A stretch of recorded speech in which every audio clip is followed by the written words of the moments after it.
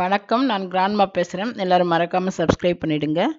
பொங்கல் என்றாலே தமிழர் திருநாள் தான். அது நம்ம எல்லாருக்குமே தெரியும். ஒட்டுமொத்த தமிழர்களும் கொண்டாடும் திருநாள் தமிழர் திருநாள்.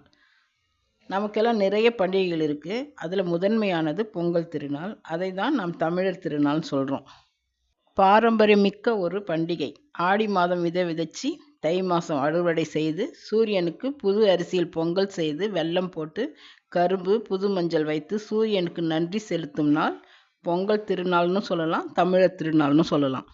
இந்த திருநாளுக்கு முக்கியமாக ஆடை கலாச்சாரம் இருக்குது. ஆண்கள் புது வேட்டி சட்டை அணிந்து பெண்கள் புது சேலையை கட்டிக்கிட்டு சின்ன பொண்ணுங்க பாவாடை சட்டை, கொஞ்சம் பெரிய பொண்ணுங்க பாவாடை தாவணி போட்டுக்கிட்டு தான் இந்த பண்டிகை வழிபடுவாங்க. கிராமத்தில் இருக்கிறவங்க மட்டும் இல்லை, நகரத்தில் இருக்கிறவங்களும் இந்த முறையில் தான் வழிபடுறாங்க. ஏன்னா நம்முடைய தமிழ் பண்பாட்டை மறக்கக்கூடாதுன்னு தமிழ்நாட்டில் இருக்கிற ஒவ்வொருத்தரும் நினைக்கிறாங்க.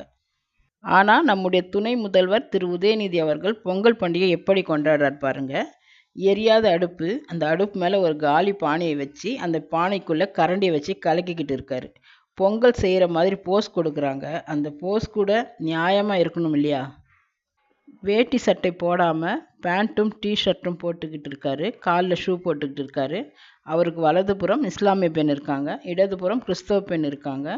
அந்த கிறிஸ்தவ பெண்ணுக்கு பக்கத்தில் இன்னொரு பெண் இருக்காங்க. அவங்க எந்த மதத்தை சேர்ந்தவங்கன்னு தெரியலை. இஸ்லாமிய பெண்ணுக்கும் கிறிஸ்தவ பெண்ணுக்கும் மத அடையாளம் தெரியுது. மூன்றாவதாக இருக்கும் பெண்ணுக்கு எந்த மத அடையாளமும் இல்லை.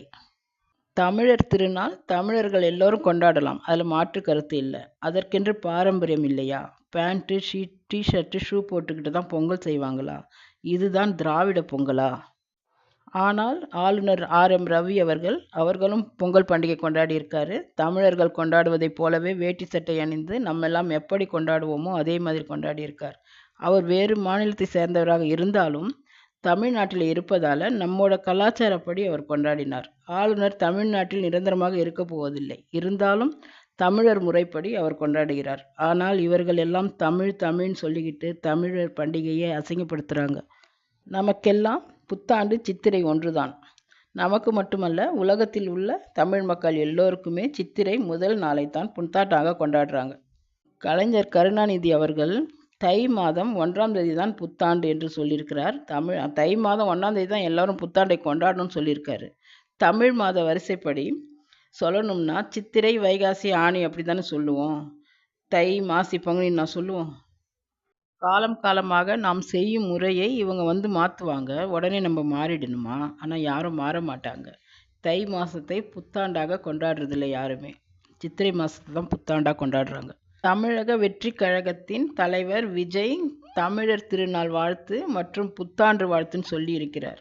இதே விஜய் அவர்கள் முன்பு ஒரு முறை சித்திரை மாசத்துல புத்தாண்டு வாழ்த்து சொல்லி இருக்கிறார். இப்போ தை மாசத்துல புத்தாண்டு வாழ்த்துன்னு சொல்றார். ஏன் இந்த முரண்பாடு? யாராவது இவரை கட்டாயப்படுத்தினாங்களா? கட்டாயத்தின் பேரில் புத்தாண்டு வாழ்த்து சொன்னாரான்னு தெரியல.